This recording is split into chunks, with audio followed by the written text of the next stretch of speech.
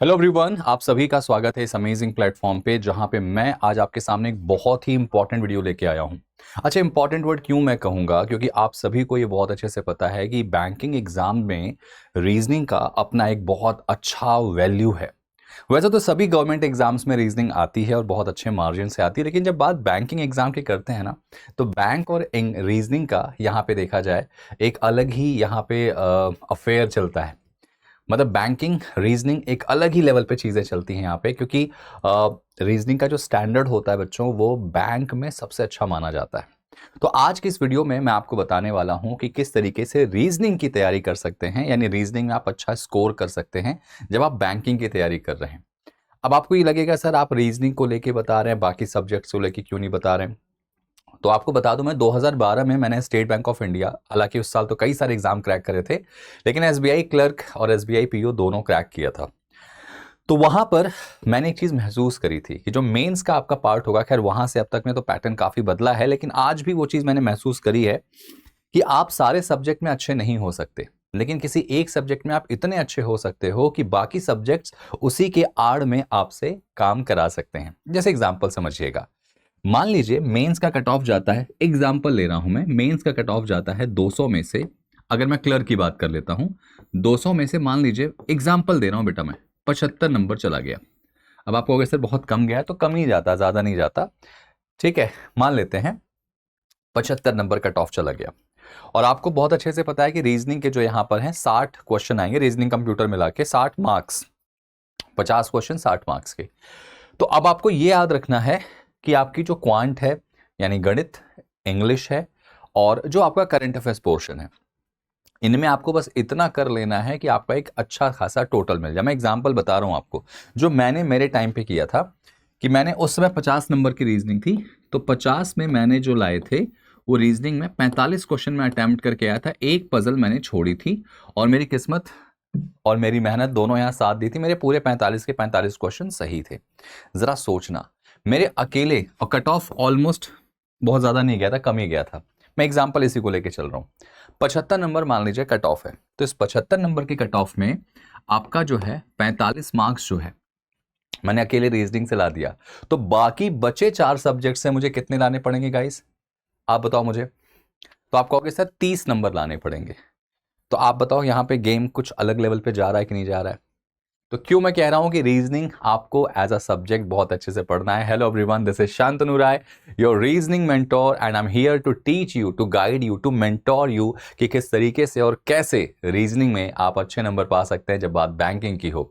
चाहे आप क्लर्क दे रहे हो, चाहे आप पीओ, तो वीडियो को लास्ट तक देखिएगा, क्योंकि ये एक छोटी सी पहल आपका करियर बिल्कुल तरीके से चेंज कर सकती है, आपके ग्राफ को बहुत आगे ले जा सकती है। और देखा जाए तो कॉम्पिटिटिव एग्जाम्स में, स्पेशली अगर हम बैंकिंग की बात करते हैं, रीजनिंग थोड़ी आसान होती है, रीजनिंग सबको इंटरेस्टिंग लगती है। तो इसी से हम अपना करियर बनाने की शुरुआत करेंगे। अगेन स्वागत है आप सभी का, और इस वीडियो को पूरा देखिएगा। कोई डाउट, कोई प्रश्न हो तो कमेंट बॉक्स में ज़रूर बताना, और सबसे ज़रूरी चीज़ आप मुझे बताइएगा कि क्या आपके दिमाग में कोई नया प्रश्न है, क्या आपको लगता है कि मैथ्स के लिए भी ऐसा कुछ होना चाहिए, तो आप मुझे ज़रूर बताना, मैं उसके लिए आपको बताऊंगा। रीजनिंग चूंकि मैं पढ़ाता हूं और लगभग 14-15 साल हो गए इस फील्ड में काम करते हुए, इस सब्जेक्ट को पढ़ाते हुए, समझते हुए, तो मुझे थोड़ा सा इससे लगाव भी है, तो मैंने कहा कि थोड़ा इस पर काम करते हैं। दोस्तों, बैंकिंग एग्जाम के बारे में अगर मैं समझाऊं आपको कि बैंकिंग एग्जाम कैसे और किस ढंग से है, या एक तरीके से कहा जाए कि बैंकिंग एग्जाम के अंदर अगर आपको समझने वाली चीज़ है, या आपको समझना है कि यार ये सब्जेक्ट ऐसा है जहां पे आप स्कोर कर सकते हैं, तो इसमें कैसे और किस ढंग से आप स्कोर कर सकते हैं। देखिए, आपको पता होगा कि चाहे आप बैंक का पीओ दे रहे हो, ठीक है, बैंक पीओ दे रहे हो बेटा, या फिर आप बैंक का क्लर्क दे रहे हो, ठीक है, बहुत अच्छे से समझ के समझिएगा। इवन आप चाहे बैंक में एसओ का एग्जाम जो होता है, स्पेशलिस्ट ऑफिसर, वो दे रहे हो, और सिर्फ यही नहीं, आपको पता होगा कि रेगुलेटरी बॉडीज जो होती हैं, ग्रेड बी हो गया आरबीआई का, आपका सेबी हो गया, आपका सिडबी हो गया, है ना, इन सब एग्जाम्स को भी आप दे रहे हो, तो वहां पे रीजनिंग आपको अच्छे खासे मार्जिन पे मिलती है। तो रीजनिंग का जो पोर्शन होता है बेटा, उसको आपको बहुत अच्छे से समझना है, बहुत अच्छे से जानना है, कोशिश ये करना है कि आप उसको सही तरीके से समझ पाए, ठीक है। तो रीजनिंग में सबसे अच्छी बात करूंगा तो इनके सभी एग्जाम्स में, और भी आप इंश्योरेंस का एग्जाम भी ले लो बेटा, इंश्योरेंस के अंदर आपका LIC NICL जितने भी एग्जाम्स होते हैं, लगभग 22-23 एग्जाम एक साल में होते हैं बैंकिंग के, और इंश्योरेंस भी जोड़ दूं तो उन सभी के प्री में और मेंस में, इन दोनों के अंदर आपको क्या आती है बच्चों, रीजनिंग पूछी जाती है। ठीक है, इन दोनों के अंदर जो है रीजनिंग पूछी जाती, ठीक है, इन दोनों के अंदर आपको रीजनिंग पूछी जाती है। और अगर इन दोनों के अंदर आपको रीजनिंग पूछी जाती है तो आपको भी पता होगा कि सर इसकी वैल्यू थोड़ा ज्यादा है। क्यों? क्योंकि प्री में यहां लेवल इजी होता है। मैं इजी वर्ड बोलूंगा क्योंकि बैंकिंग के हिसाब से ये इजी ही लेवल होगा, बैंकिंग का स्टैंडर्ड बहुत अच्छा है, ये इजी ही मानूंगा और बच्चे कर लेते हैं। मेंस का लेवल जो होगा वो हाई होता है, मतलब मेंस में आपको रीजनिंग में अच्छे क्वेश्चंस देखने को मिलते हैं। अब यहां पे देखो क्या होता है, रीजनिंग की अगर आप किताब मार्केट से खरीदने जाओगे तो इतनी मोटी सी किताब मिलेगी, उसके अंदर बहुत सारी चीजें आपको देखने को समझने को मिलती हैं। मैं आज आपकी वीडियो में बताने वाला हूं कि रीजनिंग के वो कौन कौन से टॉपिक हैं जिन पे आपको काम करना है या जिनको पढ़ के आप सिलेक्शन ले सकते हैं। सिलेक्शन का मतलब रीजनिंग में आपके बहुत अच्छे नंबर आ सकते हैं, और मेरा ऐसा मानना है कि रीजनिंग में अच्छे नंबर आएंगे तो उसका इंपैक्ट आपके ओवरऑल स्कोर पे पड़ने वाला है, चाहे वो प्रीलिम्स हो या फिर वो मेंस हो। ठीक है, तो दोस्तों आज की वीडियो इसी पर डेडिकेटेड है। आइए जरा आगे बढ़ते हैं। अगर मैं प्रीलिम्स की बात करूं तो लगभग हर एग्जाम में 20 क्वेश्चन, 20 मिनट में 35 क्वेश्चन या कहीं कहीं पे 30 क्वेश्चन आपको देखने को मिलता है। ठीक है, और रीजनिंग के अंदर अगर मैं रीजनिंग को डिवाइड करूंगा प्री और मेंस के पार्ट से बेटा, ठीक है, तो रीजनिंग को अगर प्री और मेंस के पार्ट से डिवाइड करूंगा मैं, तो आपको बता दूं कि प्री और मेंस में आपको अलग अलग सारे टॉपिक नहीं पढ़ने, गिने चुने कुछ टॉपिक्स हैं जिनको आपको पढ़ना है और जिनसे आपको बहुत अच्छे स्कोर पे आप ले जा सकते हो। ठीक है, तो मैं आपको यहाँ थोड़ा समझा देता हूँ। ठीक है, बहुत अच्छे से मैं समझाने की कोशिश करूंगा कि प्री और मेंस के अंदर में जो आपको ध्यान रखना है वो क्या ध्यान रखना है कि जो प्रीलिम्स एग्जाम होगा वहां लेवल बहुत इजी होगा। और मैंने क्या बोला कि मोटी सी किताब लेके जाओगे और उसके बाद आप उसको पढ़ोगे, बड़ी कंफ्यूजन है, बहुत ज्यादा कंफ्यूजन है। तो कंफ्यूजन से अपने आप को दूर करने के लिए मैं बता दूं कि सिलेक्शन उनका नहीं होता जो पूरी किताब पढ़ते हैं, सिलेक्शन उनका होता है जो वो 20 पेज पढ़ते हैं, जिस 20 पेज से ज्यादा क्वेश्चन आते हैं। समझ में आई बात? तो आपको वो 20 पेज ध्यान से पढ़ना होगा, वो समझ में नहीं आएगा आपको कौन से वो 20 पेज हैं तो उसके लिए परेशान क्यों होना, हम किस लिए खड़े हैं, हम आपको गाइड करेंगे, बताएंगे कि क्या क्या पढ़ना है। तो मैं आपको बताने वाला हूं कि रीजनिंग में आप कैसे ज्यादा स्कोर कर सकते हैं, स्पेशली बैंकिंग में। अब देखो प्रीलिम्स में रीजनिंग के बहुत सारे टॉपिक हैं, प्रीलिम्स में कौन कौन से टॉपिक हैं जिनके कह सकते हैं कि नंबर्स ज्यादा परीक्षा में आते हैं। भाई जो ज्यादा है उसको हम थोड़ा सा ध्यान देंगे, है ना। तो मैं एक एक करके टॉपिक के नाम लिख रहा हूं, आप इसको अच्छे से चाहे तो स्क्रीनशॉट ले सकते हैं, अपने कॉपी में लिख सकते हैं। इवन मैं ये भी बताऊंगा कि इस टॉपिक से कितने मार्क्स आते हैं। ठीक है, तो रीजनिंग के अंदर जो हमारा पहला टॉपिक आपको ध्यान रखना है वो होता है अल्फाबेटिकल। ठीक है, अल्फाबेटिकल एंड मिसलेनियस सीरीज। ठीक है, miscellaneous series, alphabetical and miscellaneous series, इसको कहते हैं वर्णमाला एवं मिश्रित श्रृंखला। दोस्तों आपके परीक्षा में इस टॉपिक से तकरीबन 3 से 5 मार्क्स के क्वेश्चन प्री में पूछे जाते हैं और ये हर साल लगभग आते हैं, है ना। इवन इसके अंदर क्वेश्चन कौन कौन से पूछे जाते हैं उसके लिए स्पेशल मैं आपको क्लासेस यूट्यूब पे लाइव दूंगा, तो वो भी आपको बड़ा मजा आएगा पढ़ के, है ना। इसके अलावा जो है, ठीक है, बहुत ध्यान से मेरी बात सुनिएगा, इसके अलावा अगर मैं आप सभी को बताने की कोशिश करूंगा कि कोडिंग डिकोडिंग जो होगा, अब यहाँ पे कोडिंग डिकोडिंग में भी अलग अलग चीज़ें, कई बच्चे यहाँ पे कोडिंग डिकोडिंग में वो वाले क्वेश्चन पढ़ते हैं कि किसी कोड भाषा में राम को ये कहते हैं तो श्याम को क्या कहेंगे, है ना, या पैंथर को ये कहते हैं तो उसी कोड भाषा में टाइम्स को क्या कहेंगे। अलग अलग तरीके से यहाँ पे चीजें पूछी जाती, ये वाले क्वेश्चन आपको अवॉइड करना है ना। बैंकिंग में कोडिंग डिकोडिंग के प्रीलिम्स में चाइनीज कोडिंग जो होती है वो आपको बहुत ज़्यादा पूछी जाती है। चाइनीज कोडिंग कह लो या उसको सेंटेंस कोडिंग भी कह सकते हैं। तकरीबन 5 क्वेश्चन तक यहाँ पे मिल सकते हैं और ये आते हैं एग्जाम में पूछे जाते हैं और ये बिल्कुल फ्री के नंबर होते हैं, आपको ऐसे आंसर निकल के आ जाएगा। तो ये वाले क्वेश्चन भी कैसे करना मैं आपको सिखाऊंगा, तो ये इंपॉर्टेंट है, देख लेना अच्छे से, है ना। इसके बाद अगर मैं बात करूंगा तो तीसरा टॉपिक जिस पे आपको ध्यान देना है वो है डायरेक्शन डिस्टेंस। मैं आपको टॉपिक के नाम इसलिए लिख के दे रहा हूं क्योंकि आपको एटलीस्ट पता होना चाहिए कि प्रीलिम्स की अगर तैयारी करनी है तो किन टॉपिक्स पे ज्यादा ध्यान देना है। दिशा और दूरी के बेटा 2 से 3 क्वेश्चन तक आपके परीक्षा में मिल सकते हैं, बहुत सिंपल क्वेश्चन होते हैं, आराम से बन जाते हैं। ठीक है, इसके अलावा अगर मैं बात करूं अगले की, तो चौथा पोर्शन जो हमारे पास हमें ध्यान रखना है वो होता है ब्लड रिलेशन, ठीक है, ब्लड रिलेशन, ठीक है। मैं आपको इंपॉर्टेंट वाले टॉपिक सारे बता रहा हूं जो आपके परीक्षा के हिसाब से, ये भी 2 से 3 क्वेश्चन आपके एग्जाम में ब्लड रिलेशन से भी पूछे जाते हैं, कभी कभी 5 भी आ जाते हैं, लेकिन 2 से 3 एक स्टैंडर्ड नंबर है जो आपको यहां ध्यान रखना है। इसके अलावा देखो, टॉपिक में सारे नहीं लिख रहा हूं, मैंने क्या बोला, सब कुछ पढ़ना तो है, लेकिन कुछ ऐसा पढ़ो जिनसे आप बहुत अच्छे से सिक्योर कर लो। ऑर्डर एंड रैंकिंग के क्वेश्चन आते हैं, लेकिन ज्यादा इंपॉर्टेंट वहां पर ये वाले हैं, तो मैं जो इंपॉर्टेंट है पहले वही लिख रहा हूं। इसके अलावा सिटिंग एंड पजल्स कह सकते हो आप लोग, ठीक है, सिटिंग एंड पजल्स, ये दोनों चीजें ऑलमोस्ट एक ही हैं, है ना। और इनके कितने क्वेश्चन आते हैं बेटा, 15 से 20 क्वेश्चन आते हैं, सोच के देखना जरा सा, कभी कभी तो 25 भी आते हैं।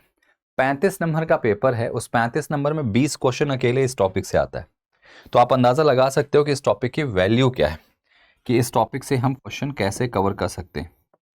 इसको इंपॉर्टेंट कर लेना, और इसको मैं आपको अलग से सिखाऊंगा। सिटिंग एंड पजल्स थोड़ा इंपॉर्टेंट है यार, इसको अच्छे से समझना है, इसको अच्छे से जानना है, ठीक है। सिटिंग एंड पजल्स के बाद अगर हम बात करेंगे तो अगला टॉपिक जो होगा दोस्तों, मैं यहाँ पे, ठीक है, अगला टॉपिक जो मैं यहां लिखना चाहूंगा वो होगा बेटा सिलोगिज्म, ठीक है, सिलोगिज्म। सर इसके भी 3 से 5 क्वेश्चन तक आपके एग्जाम में पूछे जाते हैं, और अच्छा टॉपिक है, एग्जाम वाला टॉपिक है। और अगला इसमें है इनइक्वालिटी, ठीक है, इनइक्वालिटी के भी 3 से 5 क्वेश्चन आते हैं। कभी कभी ऐसा होता है कि सिलोगिज्म के अगर 5 क्वेश्चन आ गए तो इनइक्वालिटी के नहीं आते, इनइक्वालिटी के आ गए तो सिलोगिज्म के नहीं आए। और कभी कभी ऐसा होता है कि 3 क्वेश्चन इनइक्वालिटी का, 2 सिलोगिज्म का, या 3 सिलोगिज्म का, 2 इनइक्वालिटी का, तो ऐसे क्वेश्चन आपको यहाँ पे बनते हैं। सर टॉपिक तो और भी हैं, लेकिन आपको ये वो टॉपिक्स हैं जिनको पढ़ के प्रीलिम्स क्लियर कर लेना है। और अगर आपके 35 नंबर की रीजनिंग आ रही है तो 35 में आप आराम से कह सकता हूं कि 32 से 33 मार्क्स आराम से ला दोगे। मतलब ये मैं उनकी बात कर रहा हूं जो बिल्कुल ओके ओके वाली तैयारी कर रहे हैं। आप एक्स्ट्रा ऑर्डिनरी तैयारी कर रहे हैं तो आपको पूरे 35 लाएंगे, और मेरे साथ पढ़ोगे तो मैं बात 35 के 35 की ही करता हूं। मेरा ऐसा मानना है रीजनिंग में इतने नंबर ला दो ना कि बाकी में अगर नंबर कम हो तो भी हमारी चीजें मैनेज हो जाएं, ठीक है। तो ये चीज हमारी डन हो गई है प्रीलिम्स की। तो आप किसी भी बैंक के, और याद रखना ये किसी एक स्पेसिफिक एग्जाम की बात नहीं कर रहा हूं, ये पूरे भारत में होने वाले जितने भी बैंकिंग एग्जाम्स हैं उसके प्रीलिम्स का सिलेबस है, चाहे पीओ हो चाहे वो क्लर्क हो, इवन एसओ का एग्जाम क्यों ना हो। एसओ में थोड़ा वो चीजें बढ़ जाती हैं, है ना, लेकिन पीओ और क्लर्क में तो यही वाला सिलेबस आपका रहेगा, ठीक है। और इसके अलावा अगर मैं बात करूंगा दोस्तों मेंस की, तो मेंस में आपको ध्यान रखना है जो इंपॉर्टेंट टॉपिक है। सबसे पहला टॉपिक इंपॉर्टेंट है बेटा पजल, क्योंकि मेंस में 25 क्वेश्चन तक आपको ये मिल सकता है और लेवल इसका हाई होता है, मतलब आपको पजल्स तो बनाने आनी चाहिए, ठीक है। पजल्स के अलावा जो है आपको ध्यान रखिएगा डेटा सफिशिएंसी, ये एक ऐसा टॉपिक है ना जिन पे हमको बहुत काम करना है, ठीक है। डेटा सफिशिएंसी, इसके भी तकरीबन 5 क्वेश्चन आते हैं, और मेंस में इतने नंबर तो बहुत बड़ी बात होती है। डेटा सफिशिएंसी के बाद बेटा मशीन इनपुट एक टॉपिक है, ठीक है, मशीन इनपुट, इनपुट आउटपुट कहते हैं इसको, ठीक है। इसके भी 5 क्वेश्चन पूछे जाते हैं। और चौथा बेटा है आपका पूरा क्रिटिकल रीजनिंग कह सकता हूं, ठीक है, क्रिटिकल रीजनिंग। क्रिटिकल रीजनिंग के अंदर कई सारे टॉपिक आते हैं बच्चों, ठीक है, वो मैं आपको सिखाऊंगा। ये 10 से 12 क्वेश्चन आते हैं एग्जाम में। क्रिटिकल रीजनिंग के अंदर आपका पूर्व धारणा, कथन एवं निष्कर्ष, कथन एवं अजम्पशन कह सकते हैं, मतलब कि कोर्स ऑफ एक्शन कह सकते हैं, कार्यवाहियां, कथन एवं तर्क यानी statement and argument, cause and effect जिसको हम कारण और प्रभाव कहते हैं, जहां पे एक स्टोरी या एक कह सकते हैं सिचुएशन पे आधार पे क्वेश्चन आपको दिए जाते हैं, आपको क्वेश्चन बनाने होते हैं, ठीक है। तो ये 4 मेन टॉपिक होते हैं मेंस के। इस 4 के अलावा आपको, चूंकि प्रीलिम्स में आपने ये टॉपिक पढ़े हुए हैं, तो यहां पर कुछ टॉपिक्स और मैं जोड़ दूंगा। ये 4 तो मोस्ट इंपॉर्टेंट हैं। इसके अलावा देखा जाए तो आपका अल्फाबेटिकल सीरीज वाला जो टॉपिक है उससे क्वेश्चन भी आता है, अल्फाबेट टेस्ट, लेकिन लेवल थोड़ा अलग होगा, जो आपने प्री में पढ़ा उससे थोड़ा अलग हो जाएगा। इसके अलावा यहां पे डायरेक्शन, डायरेक्शन के क्वेश्चन आते हैं बेटा, ब्लड रिलेशन से ज्यादा डायरेक्शन के आते हैं, तो डायरेक्शन डिस्टेंस ये आपको बहुत अच्छे से पढ़ना है। और एक और पढ़ सकते हो तो कोडिंग डिकोडिंग। अच्छा, कोडिंग डिकोडिंग में यहाँ पे लेवल बहुत हाई होता है, कैसा होगा, किस तरह से होगा, मैं आपको समझाऊंगा। लेकिन आप नोटिस करोगे इन पे थोड़ा ज्यादा फोकस करना, क्योंकि ये अगर आपने कर दिया ना तो 25 क्वेश्चन यहां से, 5 क्वेश्चन यहां पे, 30 हो गए, काम खत्म। इससे ज्यादा करना ही नहीं। 25 और 5 30, काम खत्म। हालांकि पांचों पजल मुश्किल है बनना, लेकिन मेहनत करेंगे तो बनेगा, है ना। मशीन इनपुट के 5 क्वेश्चन क्रैक हो गया तो आपका आधे से ज्यादा नंबर तो यहीं आ जाएगा। तो कहानी यहीं पे बन जाने वाली। तो ये वो टॉपिक हैं। टॉपिक्स तो और भी है, लेकिन ये मोस्ट इंपॉर्टेंट टॉपिक हैं। इनको पढ़ के आप आराम से क्रैक कर सकते हो अपने बैंक के एग्जाम को। तो 2026 हो, 2027 हो, या आने वाले किसी भी साल की बात करूंगा, सिलेबस यही रहने वाला है। क्योंकि पिछले 5 साल से सिलेबस में कहीं कोई चेंजेस नहीं हुए। हाँ, लेवल ऊपर नीचे हो गया है, तो लेवल हो सकता है ऊपर नीचे बन जाए, ठीक है। इसके अंदर सिलोगिज्म इनइक्वालिटी भी होता है, लेकिन वो आप यहां जब पढ़ चुके होगे तो आपको बहुत अलग से नहीं पढ़ना। ये टॉपिक आपको अलग से पढ़ना है, क्योंकि ये प्रीलिम्स में नहीं आते। ये टॉपिक सिर्फ मेंस में आते हैं। समझ में आया? जिसमें पजल जो है वो प्री की थोड़ी आसान होती है, मेंस की थोड़ा सा कठिन होती है। अगर आपको लगता है कि पजल्स के इतने सारे स्कोर हैं और आपको लगता है कि पजल्स पे कुछ मैं वीडियो लेके आऊं, तो कमेंट में जरूर बताइएगा मुझे कि सर पजल्स के लिए कुछ वीडियो बनाइए, कैसे पजल्स को बना सकते हैं, क्या फॉर्मेट हो सकता है, क्या तरीका हो सकता है। मैं यहाँ हूँ और मैं आपको सिखाऊंगा कि पजल को कैसे बनाया जा सकता है। ऑलराइट, आई विश आपको ये वीडियो अच्छी लगी हो। बाकी अगर आपको कुछ भी लगता है तो आप मुझे बताना, क्योंकि सर रीजनिंग एक ऐसा सेगमेंट है ना जहाँ पे आपको कॉन्फिडेंस भी आता है और जहाँ आपको लगता है कि सर यहाँ पे ना 100% नंबर बनते हैं। और रीजनिंग के ये जो टॉपिक मैंने आपको बताए हैं, ये बिल्कुल करियर डिफाइनिंग टॉपिक होते हैं। और सीरियसली बता रहा हूं, अगर आपने ये टॉपिक अच्छे से पढ़ लिए ना, तो अगर आपकी क्वांट इंग्लिश थोड़ा सा कमजोर भी है तो ये पार कर देगा। लेकिन हाँ, मेरा ऐसा मानना है कि कमजोर हो सकता है, लेकिन एकदम खराब नहीं हो सकता। कहते हैं कि कॉम्पिटिटिव एग्जाम्स में जो चीज आपकी बेटा गुड है उसको बेटर करो, जो बेटर है उसको बेस्ट करो, जो बेस्ट है उसको परफेक्ट करो। परफेक्शन का मतलब, अगर 40 क्वेश्चन है तो 40 ही, जैसे मैंने करे थे 45 और मेरे पूरे 45 सही थे। समझ में आई बात? तो ये तरीका होता है किसी भी चीज को करने का। बाकी आपको बहुत सारे टिप्स एंड ट्रिक्स मैं बताऊंगा, बहुत सारे और भी चीजें बताऊंगा जो आपको जानना जरूरी है, क्योंकि बैंकिंग एग्जाम में ना ये जो सारी चीजें मैं आपको बता रहा हूं, हमारे दौर में हमने बड़ी इसकी कमी को महसूस किया था। हमें कोई गाइड करने वाला होता नहीं था। ये छोटी छोटी बातें हैं, लेकिन अगर ये पता हो जाएंगी तो आप उस श्रेणी से बाहर हो जाओगे जहां पे हार्ड वर्क और स्मार्ट वर्क के बीच में वो जो दीवार खड़ी गई ना, उस दीवार के आप उस पार निकल जाओगे। फिर आप स्मार्ट वर्क करोगे और स्मार्ट वर्क से काम यहाँ पे बन जाता है। तो रीजनिंग को आसान करेंगे मेरे साथ मिलके। मेरा नाम है शांतनु, याद रखना, क्योंकि मैं आपको आपके करियर तक जरूर पहुंचाऊंगा। Thank you so much. मिलते हैं किसी और वीडियो में कुछ नया और स्पेशल लेके। बाकी अगर आपको लगता है कि सर कुछ और नया ऐसा है जो आपको यहाँ पे समझना है, कुछ और नया है जो आपको ऐसा पढ़ना है, तो कमेंट में बताइएगा। कोई लगता है किसी टॉपिक पे वीडियो बनानी है, किसी टॉपिक पे जिसमें आपको समझ में नहीं आ रहा, तो बताइएगा। आप एक्स सर्विसमैन है, आपको लगता है कि एक्स सर्विसमैन के लिए क्या स्ट्रेटेजी हो सकती, तो मुझे बताइएगा। आपको लगता है कि आप एसओ की तैयारी कर रहे हैं, उसके लिए कोई वीडियो बना दूं। आपको लगता है कि आरबीआई ग्रेड बी का एग्जाम होता है, उसकी कोई स्ट्रेटेजी बता दूं। सेबी एग्जाम की कोई स्ट्रेटेजी बता दूं, कमेंट करके बताना। वीडियो कैसी लगी वो भी मुझे बताइएगा। Thank you so much. मिलते हैं कुछ और स्पेशल लेके। All the best. जय हिंद। अब एग्जाम की तैयारी को और बेहतर करने के लिए हमारे चैनल को लाइक, शेयर और सब्सक्राइब करना ना भूलें।